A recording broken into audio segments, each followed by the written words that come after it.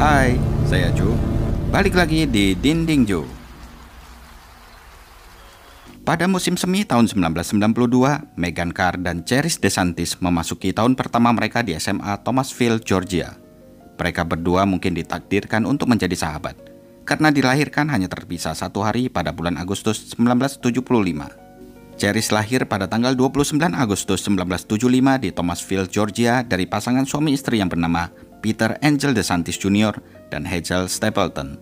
Dengan rambut ombak berwarna merah, dia selalu terlihat cantik di mata banyak orang. Sedangkan sahabatnya Meghan Mary Carr lahir pada tanggal 30 Agustus 1975 di Thomasville, Georgia dari pasangan suami istri yang bernama John Clark Carr dan Shirley Ann Singletary Carr. Dia memiliki kakak laki-laki yang bernama John Clark Jr. yang usianya 6 tahun lebih tua darinya. John, ayahnya Meghan, memiliki perusahaan air minum dan pengeboran sumur. Usaha milik keluarga itu sudah beroperasi sejak tahun 1940-an. Setiap tahun, diperkirakan perusahaannya menghasilkan sekitar 2 juta US dollar atau sekitar 30 miliar per tahun. Tidak heran kalau keluarga Meghan menjalani gaya hidup yang sangat nyaman dan mewah. Sayangnya, pada tahun 1992, orang tuanya Meghan bercerai dan dia terpaksa harus tinggal bersama Shirley, ibunya. Sedangkan Cherise, ayahnya sangat terkenal di Georgia. Di usia mudanya, Pete memperoleh gelar sarjana hukum dengan cepat. Setelah itu, Pete terjun ke bisnis tembakau. Dia telah melelang tembakau selama lebih dari 30 tahun dan menjadi terkenal di dunia. Pete memiliki perusahaan lelang DeSantis pada tahun 1981 dan mendirikan sebuah pusat pelatihan lelang untuk melatih orang lain tentang bagaimana menjadi juru lelang. Selain menjadi anggota Asosiasi Pelelang Nasional, Pete telah ditunjuk oleh banyak gubernur di Komisi Pelelang Negara Bagian Georgia sebagai juru lelang nasional. Dia juga terjun ke bidang real estate dan memiliki banyak properti di Georgia dan Florida. Tapi, rumah tempat tinggal keluarga Cherise berada di pinggiran kota Thomasville yang lokasinya berada di daerah pedesaan. Tepatnya terletak di Olive Creek yang jauh dari tetangga dan sangat tersembunyi. Rumah yang memiliki 4 kamar mandi dan 4 kamar tidur ini memiliki tanah seluas 3 hektar. Dan jaraknya hanya 15 menit berkendara dengan mobil dari SMA Thomasville di mana Meghan bersekolah di sana. Tidak diketahui bagaimana Meghan dan Cherise bertemu. Mungkin karena mereka sama-sama sekolah di Thomasville, namun yang pasti mereka memiliki gaya hidup yang sama. Mereka berdua sangat populer di sekolah. Mereka bergabung dalam klub elit, di mana para anggotanya terlibat dalam berbagai kegiatan sosial. Banyak dari gadis-gadis yang berpartisipasi terlihat pintar, cantik, berpakaian bagus, kaya raya, dan dari keluarga paling terkenal di daerah tersebut. Pada tahun 1992, kedua gadis itu sudah berusia 16 tahun. Cherise berpacaran dengan seorang pria yang bernama Alex Hunt. Mereka sangat dekat dan melakukan apa yang biasa dilakukan remaja seusia mereka saat berpacaran. Di sisi lain, Shirley, ibunya Meghan, sedikit lebih ketat. Mungkin itu disebabkan karena dia membesarkan Meghan sendirian. Shirley selalu memastikan putrinya mendapatkan nilai bagus dan melakukan semua tugasnya. Selain itu, Meghan juga mengambil kegiatan ekstrakurikuler, koreografi tarian dan marching band di sekolah untuk mengisi waktu luangnya. Meghan dan Cherise juga tergabung dalam tim drama. Bisa dikatakan mereka berdua tak terpisahkan. Di mana ada Meghan, di situ pasti ada Cherise. Mereka selalu berjalan berduaan di lorong sekolah sambil tertawa riang. Suatu hari, menjelang akhir musim semi, mereka berdua sudah sangat tidak sabar menantikan liburan akhir musim. Kebetulan, hari terakhir sekolah mereka adalah Kamis tanggal 26 Maret 1992, dan kemudian mereka akan libur hingga tanggal 6 April. Ketika hari itu tiba, yaitu di Kamis malam di tanggal 26 Maret, Cherise menginap di rumah Meghan. Mereka menghabiskan malam itu dengan nonton film bersama. Rencananya, Meghan dan Cherise akan berangkat keesokan harinya. Mereka akan menghabiskan waktu menikmati liburan di pantai Alligator Point. Pada hari Jumat di tanggal 27 Maret 1992 sekitar jam 10 pagi, mereka sudah siap berangkat ke pantai Alligator Point di Florida. Tadinya, ada teman mereka yang berencana untuk ikut, tetapi dia berubah pikiran dan membatalkan pada menit-menit terakhir karena ada keperluan mendadak. Jadi, akhirnya hanya Meghan dan Cherise saja yang berangkat. Dengan mengendarai mobil Honda terbarunya yang berwarna hitam, Meghan dan Cherise harus menempuh perjalanan sekitar 2 jam dan berhenti 3 kali di sepanjang jalan untuk membeli makanan ringan sekaligus mengisi bensin. Mereka juga sempat membeli oleh-oleh dan mampir di toko sandwich sebelum mereka sampai di pantai. Sekitar tengah hari, mereka akhirnya tiba di sana. Setelah Megan memarkir mobilnya, gadis-gadis itu menyiapkan selimut pantai dan mulai mengenakan bikini. Sambil mendengarkan musik dari radio boombox yang dioperasikan dengan baterai, Megan dan Cherise bersantai, berenang, dan berjemur di bawah sinar matahari bersama-sama. Beberapa jam kemudian, seorang petugas polisi yang sedang liburan juga datang ke pantai itu bersama dengan istrinya. Mereka melihat kedua gadis itu berjemur di bawah sinar matahari, dan karena tidak mau mengganggu, mereka berjalan perlahan-lahan ketika melewati kedua gadis ini. Tetapi beberapa saat kemudian ketika selesai berjalan-jalan dan akan melewati gadis-gadis itu untuk kedua kalinya, di saat itulah istri petugas menyadari bahwa gadis-gadis itu posisi berbaringnya tidak berubah sama sekali. Karena curiga, istri si petugas menyuruh suaminya untuk mendekati mereka. Polisi itu pun lalu menyuruh istrinya untuk tetap diam sementara dia pergi untuk menyelidiki. Saat semakin mendekati, dia langsung tahu kalau ada sesuatu yang tidak beres. Dia melihat ada tetesan darah di sekitar tubuh mereka dan langsung berteriak kepada istrinya untuk segera memanggil polisi lainnya. Sheriff Franklin County yang bernama Warren Roddenberry adalah orang pertama yang tiba di tempat kejadian sekitar jam 3 sore. Dia mengenal daerah itu sejak tahun 1966 dan belum pernah ada kejadian seperti ini sebelumnya. Kedua wanita itu terlihat berbaring tidak bernyawa di siang bolong dengan sinar matahari yang membakar tubuh mereka. Suara radio yang memutar musik rock terdengar sangat menakutkan sekarang. Barang-barang milik korban masih ada di sana. Tas pantai mereka bahkan masih utuh dan berada di atas handuk. Kunci mobil Megan terlihat berada tepat di sampingnya. Dompet mereka yang berisi kartu identitas dan uang tunai masih ada, sehingga jelas pembunuhan ini bukan perampokan motifnya. Kedua gadis itu masih mengenakan bikini mereka, jadi ini juga bukan merupakan pembunuhan dengan motif pelecehan seksual. Kepala Megan tertutup handuk yang berlumuran dengan darah, dan tubuh Cherise tergeletak di atasnya dengan luka tembak di bagian kepalanya. Ada banyak darah yang menggenang di sekitar kedua tubuh tersebut. Ketika diperiksa lebih lanjut, tidak terlihat adanya tanda-tanda perlawanan. Sepertinya mereka lengah dan tidak menyangka hal ini akan terjadi sama sekali. Polisi Warren lalu mengidentifikasi kedua gadis tersebut dengan melihat KTP dan mencocokkannya dengan wajah mereka.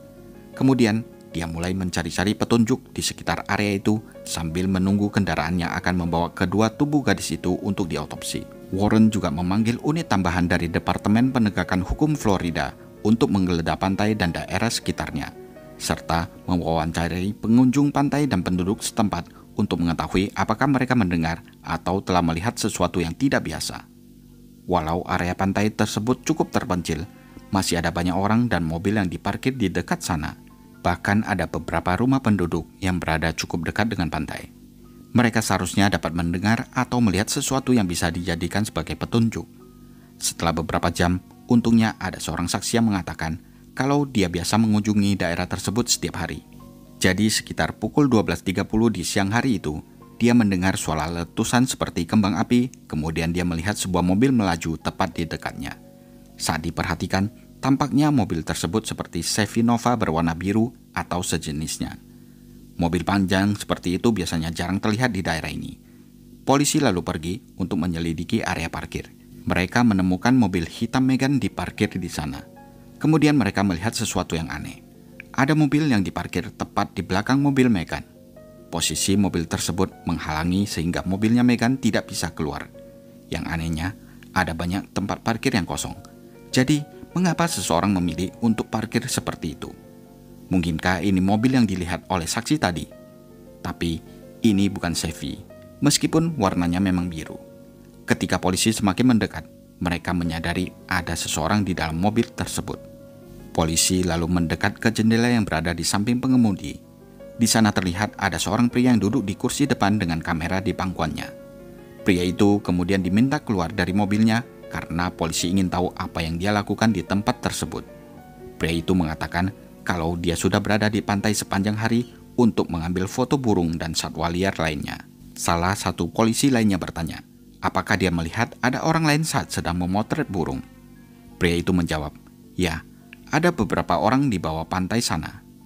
Polisi lalu kembali bertanya, bagaimana dengan beberapa gadis remaja? Apakah Anda kebetulan melihat mereka? Pria itu mengatakan, enggak, aku enggak melihatnya. Tapi Polisi kembali melanjutkan pertanyaan. Mungkin kamu sempat memfoto gadis-gadis yang berbikini. Dengan gelagapan, pria itu langsung berkata, "Enggak ya, aku enggak seperti itu. Mana mau aku memotret remaja yang menari-nari di pantai." Mendengar jawaban itu, polisi langsung curiga. Dari mana pria itu tahu kalau ada remaja yang menari di sana? Hal ini memberi mereka alasan untuk ingin menggeledah mobil pria itu. Tentu saja, pria itu menjadi kaget. Dia berkata, "Tunggu, aku punya pistol di laci mobil." Dan pada saat itulah, polisi memutuskan bahwa mereka perlu membawa pria itu untuk diinterogasi. Malam semakin larut. Keluarga Meghan dan Cherise mulai khawatir. Sewaktu pamit, mereka memberitahu orang tua mereka kalau akan pulang ke rumah pada malam hari. Namun sampai sekarang, belum ada tanda-tanda kehadiran mereka. Meghan sebenarnya sempat memberitahu ibunya bahwa dia akan pulang untuk makan malam. Dan ketika Meghan tidak muncul pada jam 6 sore, Shirley memutuskan untuk menelpon ke rumah Cherise untuk mengecek apakah mereka masih berada di sana. Tetapi setelah ditelepon, mereka rupanya tidak ada di sana. Hal ini sempat membuatnya khawatir dan cemas. Namun Shirley tahu kalau Meghan dan Cherise adalah anak-anak yang penuh tanggung jawab. Jadi mereka nggak mungkin macam-macam. Mereka mungkin hanya bersenang-senang di luar sana sehingga terlambat pulang. Sementara itu, polisi John Richard dari kantor Sheriff Thomasville dan John Hannon dari Biro Investigasi Georgia telah diberitahu tentang musibah ini. Tidak lama setelah itu, mereka mengirim 2 petugas untuk memberitahu keluarga Meghan dan Cherise tentang apa yang telah terjadi. Selain membawa kabar duka, polisi juga mengumpulkan informasi dari keluarga korban. Di tengah isak tangis, ibunya Meghan memberikan keterangan tentang siapa saja yang dekat dengan putrinya. Polisi juga menerima hasil otopsi kedua korban, di mana kedua gadis itu telah ditembak 2 kali di bagian kepala dari jarak dekat dengan senjata kaliber 38. Selain luka tembak, tidak terlihat adanya tanda-tanda cedera atau hubungan seksual secara paksa. Sedangkan pria yang di tempat parkir yang awalnya dicurigai harus dilepaskan karena pria itu telah lulus dari tes poligraf dan senjatanya tidak cocok dengan senjata yang digunakan untuk menembak Meghan dan Cherise. Pria ini hanya menggunakan senjata berkaliber 9. Keesokan paginya, berita pembunuhan ganda di pantai terpencil Florida telah menyebar. Pembunuhan yang tampaknya tidak masuk akal ini masih tetap menjadi misteri. Tidak ada yang mengerti bagaimana seseorang bisa secara acak mengemudi di pantai, menemukan area tersebut dan menembak mati kedua gadis itu. Itulah sebabnya polisi mulai memusatkan perhatiannya pada Alex, pacarnya Cherise. Mereka ingin tahu kenapa dia datang ke rumah Meghan sampai larut malam sehari sebelum kejadian. Tapi Alex mengatakan kalau dia ke sana untuk menemui pacarnya. Lagi pula, saat itu liburan musim semi. Alex juga tidak mengetahui kalau Meghan dan Cherise akan pergi ke pantai. Yang pasti, dia memiliki alibi karena saat kejadian, dia sedang bekerja di pabrik dan majikannya bisa memastikan hal itu. Pada hari Senin tanggal 30 Maret 1992, Meghan dan Cherise akhirnya dimakamkan di pemakaman Laurel Hill. Di sisi lain, pihak kepolisian bekerja keras untuk memecahkan kasus ini. Mereka sempat mencurigai apakah ini ada hubungannya dengan bisnis tembakau milik ayahnya Cherise. Mungkinkah ada seseorang yang kesal padanya dalam urusan bisnis lalu melampiaskan pada putrinya? Selama berminggu-minggu, pihak kepolisian Thomasville dan Florida tidak menemukan petunjuk apapun. Sampai suatu hari, tiba-tiba ada panggilan telepon yang sangat aneh masuk ke kantor Sheriff Franklin County di Tallahassee, Florida. Suara wanita di telepon tersebut mengatakan kalau dia tahu siapa yang menembak gadis-gadis itu karena dia ada di sana ketika kejadian. Wanita itu mengatakan bahwa pelakunya adalah seorang pria yang bernama Sammy Haynes, dan dia tinggal di sekitar 16 menit dari pantai. Tetapi anehnya, wanita itu tidak mau memberitahu polisi informasi apapun tentang siapa dirinya.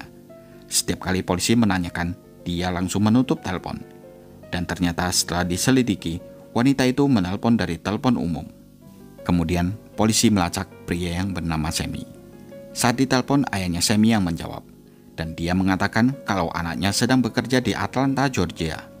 Polisi akhirnya menghubungi Sammy di kantornya dan dia setuju untuk datang keesokan paginya ke kantor polisi. Ketika diinterogasi, Sammy mengatakan kalau pada saat kejadian dia berkendara selama 6 jam. Memang pada saat itu dia sempat melewati TKP. Tapi Sammy bersikeras bahwa dia tidak terlibat. Dan informasi yang diberikan kepada polisi oleh wanita itu adalah palsu.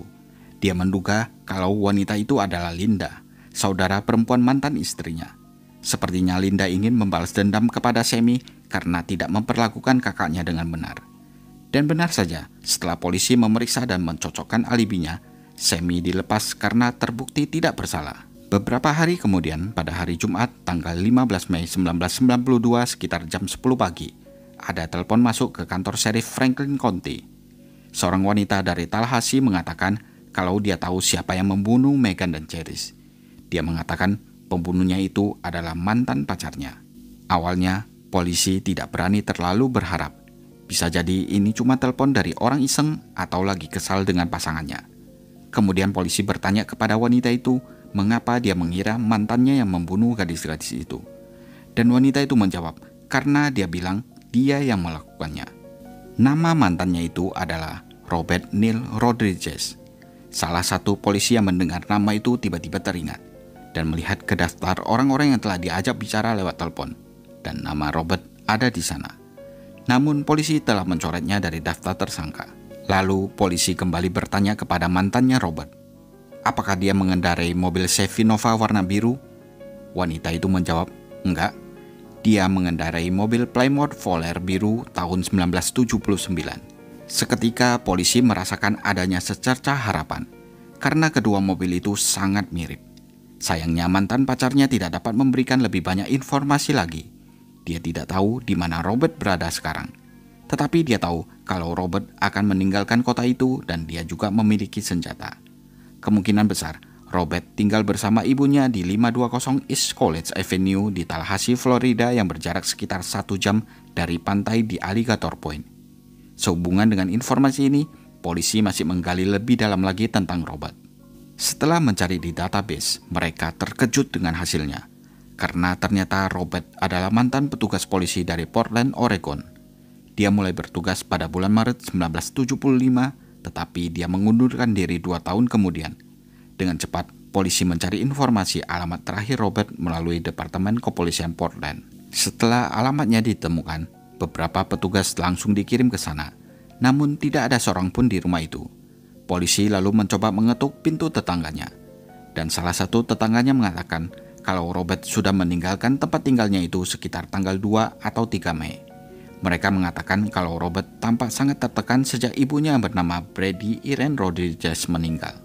Sebelum lebih jauh, akan diceritakan siapa Robert ini. Robert dilahirkan di Air Force Base di Southwest Florida pada tahun 1950. Saat itu ayahnya sudah berusia 42 tahun dan merupakan seorang veteran angkatan udara. Keluarga mereka sering berpindah-pindah. Selama masa kecilnya, setidaknya Robert sudah pindah sekolah 7 kali, mulai dari Florida, Georgia, dan Alabama. Pada tahun 1968, Robert lulus SMA di Fort Walton Beach, Florida, kemudian mendaftar di Okaloosa Walton Junior College, lalu pindah ke Brigham Young University di Utah, atau yang sekarang lebih dikenal dengan nama Universitas Mormon. Robert lalu menghabiskan 2 tahun berikutnya melakukan pekerjaan misionaris di Guatemala, kemudian kembali ke Utah dan lulus dengan gelarnya di bidang penegakan hukum. Lalu dia bergabung dengan Departemen Kepolisian Portland, namun setelah itu dia mengundurkan diri dari pekerjaannya secara baik-baik. Setelah keluar dari Kepolisian Portland, Robert pindah ke Tallahassee pada tahun 1978 dan melanjutkan kuliah di The Florida State University. Dia ingin mencoba karir yang berbeda pada saat itu, tetapi semua itu tidak berjalan baik baginya. Robert menghabiskan beberapa tahun berikutnya dengan bekerja sambil melanjutkan studinya. Dia juga merupakan anggota gereja Kristen Unity, di mana dia secara teratur memberikan khotbah di hari Minggu pagi. Robert lalu menikah dengan seorang wanita bernama Virginia Blair pada tahun 1981 hingga tahun 1985. Sayangnya, pernikahan itu harus berakhir karena Robert kecanduan alkohol. Lalu, di mana Robert sekarang? Untungnya, polisi tidak perlu menunggu terlalu lama untuk mendapatkan petunjuk berikutnya. Hanya dalam waktu 8 jam, sekitar jam 6 sore tanggal 15 Mei 1992, telepon berdering lagi di kantor kepolisian Franklin County. Kali ini yang menelpon adalah seorang pria memperkenalkan diri sebagai Robert Neil Rodriguez. Dia mengaku telah melakukan pembunuhan ganda di Alligator Point. Robert bahkan menawarkan SIM-nya sebagai bukti. Robert juga mengaku kepada polisi bahwa dia berada di telepon umum dekat Interstate I-40 di New Mexico, karena sebelumnya dia telah bepergian selama 4 hari dari Florida ke lokasi tersebut. Segera setelah mendapatkan surat perintah, polisi menggeledah apartemen Robert yang berada di Tallahassee. Mereka juga mengedarkan selebaran di seluruh negara bagian untuk mencari Robert. Hanya saja, dari cara Robert berbicara sewaktu di telepon, dia tampak putus asa, seolah-olah dalam keadaan stres dan depresi. Polisi takut kalau Robert bisa saja melakukan bunuh diri. Itulah sebabnya, saat menyebarkan selebaran pencarian Robert, polisi tidak memasang fotonya di media massa. Mereka ingin Robert ditangkap dalam keadaan hidup-hidup, yang membuat polisi percaya kalau Robert adalah pelakunya, karena dia bisa memberikan informasi kepada polisi di mana hanya pembunuhnya saja yang mengetahui hal-hal yang tidak dipublikasikan kepada media massa. Seperti fakta bahwa ada handuk yang menutupi wajah Meghan dan detail lainnya. Para polisi lalu berusaha menyuruh Robert untuk menyerahkan dirinya. Tetapi sepertinya tidak mungkin. Robert tidak mau masuk penjara. Sudah menjadi rahasia umum bahwa penjara bisa menjadi tempat yang sangat menyeramkan bagi petugas polisi, karena narapidana lainnya pasti akan membalas dendam. Bahkan dalam beberapa kasus, petugas polisi yang ditahan biasanya ditempatkan di tahanan khusus. Mereka akan ditahan bersama pelaku kejahatan penyimpangan seksual atau ditahan di fasilitas medis penjara. Robert kemudian mengatakan kepada polisi bahwa dia sedang dalam perjalanan ke Grand Canyon, di mana dia akan mengambil tindakan untuk mengakhiri nyawanya sendiri. Polisi mencoba untuk membujuknya, tetapi Robert mengatakan kalau semua sudah terlambat, dan dia langsung menutup teleponnya. Sekedar informasi, Grand Canyon berjarak sekitar 6 jam dari New Mexico. Polisi tahu mereka tidak punya banyak waktu, sehingga mereka mengerahkan petugas patroli jalan raya dan polisi negara bagian di New Mexico yang sedang bertugas di jalan untuk mencoba menemukan Robert sebelum terlambat. Sementara itu, polisi yang menggeledah apartemen Robert menemukan koleksi buku bersampul tipis tentang kematian dan barang-barang lain yang mereka pikir akan berguna dalam penyelidikan ini. Tapi mereka tidak menemukan senjata kaliber 38 yang digunakan pada Meghan dan Cherise. Polisi juga menghubungi pendeta di gereja Unity tempat Robert berkhotbah setiap hari Minggu. Rekannya bernama pendeta Julie Kane memberitahu polisi bahwa Robert memang sedang mengalami depresi dan keadaan mentalnya sedang tidak stabil.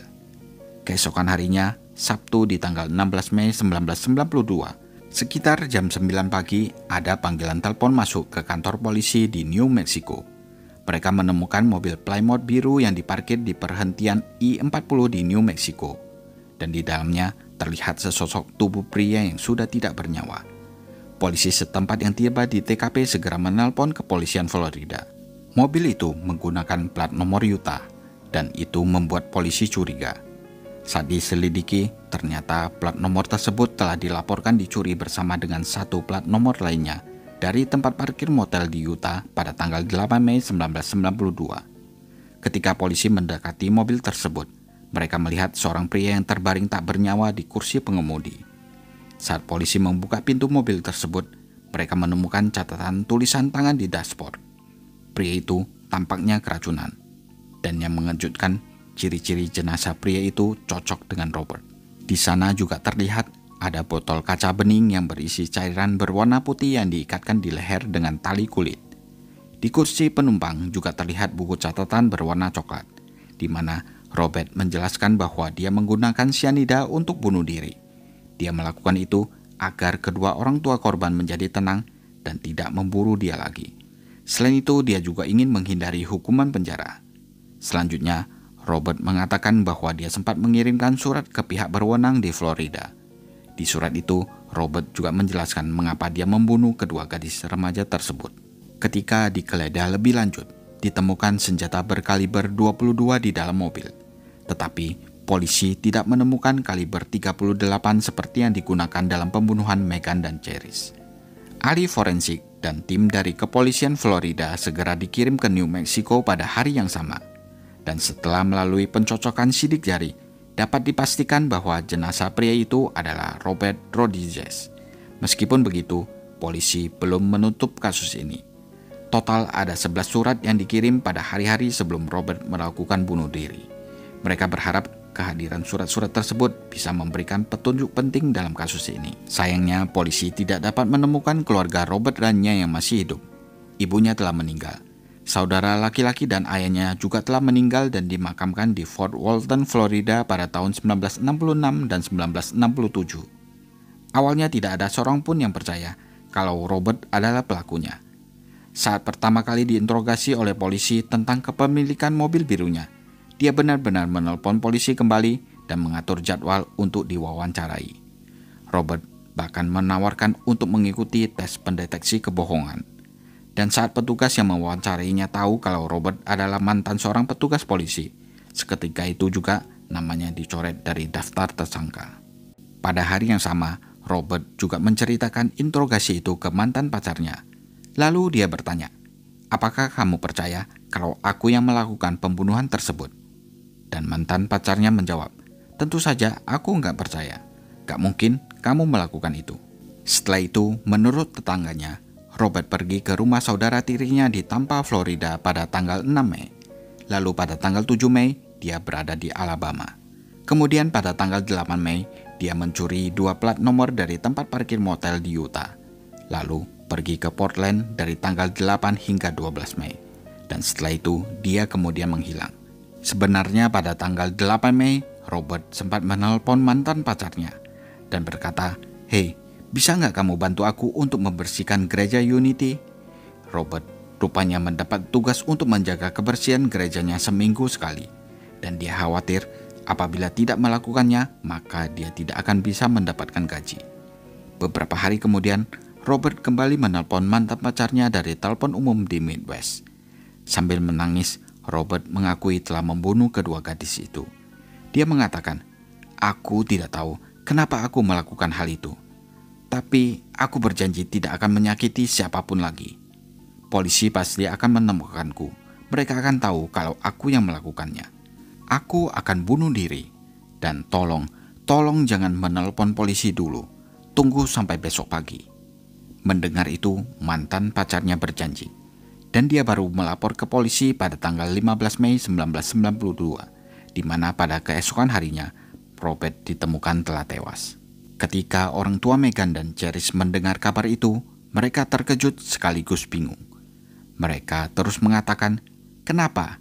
Kenapa Robert bunuh diri dan gak mau bertanggung jawab dengan perbuatannya?" Ayah Meghan juga bertanya, apakah dia seorang pembunuh bayaran? Karena gaya pembunuhan yang dia lakukan itu terlihat sangat profesional. Sedangkan ibunya Cherise menanyakan, apakah dia begitu membenci gadis-gadis muda? Atau apakah dia adalah seorang pembunuh berantai? Atau apakah dia begitu terobsesi dengan pembunuhan? Bisa saja dia telah membunuh lebih dari 2 orang dari sekarang. Namun sayangnya, pertanyaan tersebut tidak ada yang terjawab. Pada hari Minggu tanggal 17 Mei 1992, seperti biasanya para anggota gereja Unity berkumpul untuk mendengarkan khotbah. Begitu diumumkan berita tentang kematian Robert, banyak anggota gereja yang terkejut dan menangis. Mereka berusaha untuk menghibur satu sama lain, mencoba untuk memahami semuanya. Seorang wanita yang baru-baru ini berkencan dengan Robert juga menangis terseduh-seduh setelah tahu kalau dia telah meninggal. Bahkan, ada seorang wanita lain yang bernama Joyce Humphrey yang memberikan kesaksian kepada wartawan bahwa Robert telah memberinya banyak kekuatan melewati perceraiannya. Pada tanggal 18 Mei 1992, seorang reporter bernama Xavier Bryan dari surat kabar Arizona Daily Sun di Flagstaff mendapat surat dari Robert. Surat itu hanya 1 halaman dan isinya adalah, "Kepada semua karyawan baru, ini ada berita baik untuk Anda semua. Pada saat Anda menerima ini, aku telah mati karena keracunan sianida atau karena tembakan. Anda akan menemukan tubuhku di puncak bukit Larch Hill di hutan nasional Coconino atau di sebelah kiri Snowball yang menuju Grand Canyon. Aku menggunakan mobil Plymouth Volare tahun 79 dengan plat nomor Utah curian 183 FBR. Aku akan dicari oleh Departemen Kepolisian Florida karena telah melakukan 3 pembunuhan. Polisi McGarvey akan menghargai telepon dari Anda ketika Anda menemukan tubuhku. Anda dapat memberitahunya bahwa korban pembunuhan ketiga adalah Valerie Hahn yang saya habisi pada bulan Juni 1984. Mereka akan menerima rincian lengkap tentang ketiga korban melalui pos. Terima kasih, salam Robert Rodriguez. Media massa pada saat itu langsung menjadi heboh. Semua bertanya-tanya, siapa korban ketiga itu? Ternyata, Valerie Hunt adalah seorang gadis berusia 22 tahun. Dia kuliah di Tallahassee Community College. Valerie terakhir kali terlihat di sebuah pusat perbelanjaan di daerah Westwood dan menghilang pada tanggal 14 Juni 1984. Dia bekerja di perusahaan penerbitan Home and Land. Supervisornya menggambarkan dia sebagai karyawan yang bertanggung jawab dan rajin. Valerie tidak pernah bolos kerja tanpa pemberitahuan. Polisi kemudian menelusuri hutan dekat kolam Lofton dengan berjalan kaki, menunggang kuda dan helikopter untuk mencari tubuh Valerie. Tim penyelam juga dikerahkan untuk mencari di kolam, tetapi mereka masih tidak dapat menemukannya. Menurut keluarganya, Valerie adalah perenang yang kuat, jadi kecil kemungkinannya dia akan tenggelam. Namun setelah beberapa hari berlalu, pencarian besar-besaran di Lofton Pond akhirnya dihentikan. Ketika diinterogasi, teman sekamar Valerie mengatakan kepada polisi bahwa dia terakhir kali terlihat pada tanggal 11 Juni 1984. 4 hari setelah itu, bosnya langsung menelpon pacarnya Valerie untuk memberitahu kalau Valerie sudah lama tidak masuk ke kantor. Mendengar itu, pacarnya langsung menelpon polisi untuk melaporkan kehilangan Valerie. Demi untuk mendapatkan informasi tentang keberadaan Valerie, pihak keluarga menawarkan hadiah sebesar 2.000 US dollar atau sekitar 30 juta rupiah. Pada saat itu, sebenarnya polisi sempat menganggap Valerie menghilang karena kabur atau melarikan diri dari keluarganya. Tapi semua itu ternyata salah. Pada bulan September 1984, sisa-sisa tubuh seorang wanita ditemukan di dekat lubang di sekitar kolam yang berada di State Road 267, Wakulla County, Florida. Setelah diidentifikasi melalui catatan gigi, dikonfirmasi bahwa sisa-sisa kerangka dan tubuh yang ditemukan itu adalah Valerie. Pada saat tubuh Valerie ditemukan, seorang antropolog dari Florida State University mencoba menyatukan kembali tubuhnya untuk menentukan penyebab kematiannya. Tetapi masih belum bisa diketahui. Kasus ini akhirnya tidak pernah ditutup karena penyebab kematian Valerie tidak pernah dapat ditemukan. Kepolisian Leon County kemudian memberikan informasi kepada media massa bahwa mereka telah keliru menyebarkan informasi bahwa Valerie diculik dari pusat pembelanjaan Westwood. Fakta sebenarnya, Valerie sedang pergi ke kolam di Lofton Pond, tempat yang sama di mana tubuhnya kemudian ditemukan. Di dekat sana ada tempat berjemur di area Spring Hill Road. Valerie rupanya sempat berhenti untuk membeli bensin, kemudian ke toko souvenir untuk membelikan ayahnya kartu Happy Father's Day, lalu dia pergi ke bank, sebelum akhirnya ke kolam Lofton di hari itu. Hal itu cukup sering dia lakukan. Biasanya Valerie pergi ke sana sendirian atau bersama dengan teman-temannya. Itulah sebabnya dia tidak dilaporkan hilang sampai setelah 3 hari kemudian, dan mobilnya baru ditemukan 7 hari kemudian di Lofton Road. Untuk sekedar info, Valerie adalah seorang gadis yang baik hati. Dia punya banyak teman dan menyukai kucing. Menurut polisi, satu hal yang pasti, ketiga korban Robert memiliki kemiripan, yaitu mereka sedang berjemur. Mereka berbaring dengan bikini, menikmati sinar matahari, tanpa menyadari kalau ada bahaya besar yang sedang mengintai. Meskipun Robert mengakui pembunuhannya terhadap Valerie, polisi masih bertanya-tanya. Mengapa Robert menunggu selama 8 tahun untuk kembali membunuh? Pada tanggal 19 Mei 1992, Departemen Kepolisian Florida menerima surat dari Robert. Surat 6 halaman ini awalnya dirahasiakan, sampai polisi dapat memverifikasi semua kebenarannya. Selain menulis surat pengakuan atas pembunuhan ketiga gadis itu, surat ini berisi lebih dari 60 petunjuk yang harus polisi tindak lanjuti. Polisi mengatakan kalau kasus ini adalah tindakan kekerasan yang tidak disengaja. Robert tampaknya tidak mengenal Megan atau Cherise secara langsung. Sedangkan untuk Valerie, polisi masih mengumpulkan fakta dan informasinya. Sementara itu, mobil yang dipakai oleh Robert sedang dikirim dari New Mexico ke kantor pusat di Florida untuk penyelidikan lebih lanjut. Dan pada hari yang sama, mantan pacar Robert juga menerima surat melalui pos. Ternyata selain mantan pacarnya Robert, ada wanita lain yang dulunya pernah berpacaran dengan Robert. Mereka berdua menerima surat yang berisi penyesalan atas apa yang telah Robert lakukan. Keesokan harinya pada tanggal 20 Mei 1992, keluarga Charis menerima surat dari Robert. Peter, ayahnya Charis, langsung menghubungi Departemen Kepolisian Florida. Polisi segera mengambil surat itu dan mengatakan akan mengirimkan salinannya ke Peter. Polisi juga berpesan agar Peter tidak mengatakan apapun kepada media massa. Lalu pada tanggal 21 Mei, John, ayahnya Meghan, juga menerima surat dan dia menyerahkannya kepada polisi. Tetapi John juga memberitahu isi surat itu kepada media massa.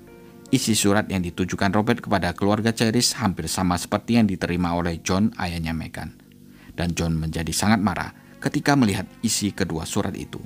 Di dalamnya tidak ada satupun ucapan permintaan maaf dari Robert. John berkata, orang ini membutuhkan 1,5 halaman untuk menjelaskan mengapa dia melakukan hal itu. Dia membunuh gadis-gadis muda hanya untuk memuaskan fantasinya. Bajingan yang tidak berharga ini mungkin merasa hebat saat menarik pelatuk dan menembakkan 2 peluru ke kepala gadis kecilku. Baru pada bulan Agustus 1992, polisi akhirnya mempublikasikan ke-11 surat yang ditulis oleh Robert. 3 surat ditujukan masing-masing ke 3 keluarga korban, yaitu Meghan, Charis, dan Valerie.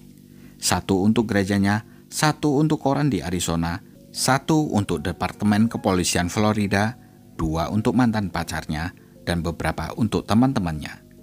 Dalam surat itu, Robert menyatakan tidak ada pemaksaan hubungan intim, tidak ada kekerasan, tidak ada alasan. Dari penyelidikan, polisi akhirnya mengetahui kalau tidak lama setelah Robert bercerai, dia telah melakukan pembunuhan terhadap Valerie pada tahun 1984. Setelah itu, dia mencoba menjalani kehidupan normal. Kejadian mengerikan terulang lagi saat Robert putus dengan pacarnya. Kali ini yang menjadi korban adalah Meghan dan Charis. Robert tidak menjelaskan kenapa dia bunuh diri.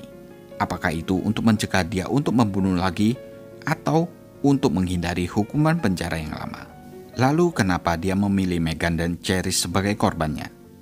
Robert mengatakan dia memilih mereka karena mereka masih muda, cantik, dan berada di daerah terpencil.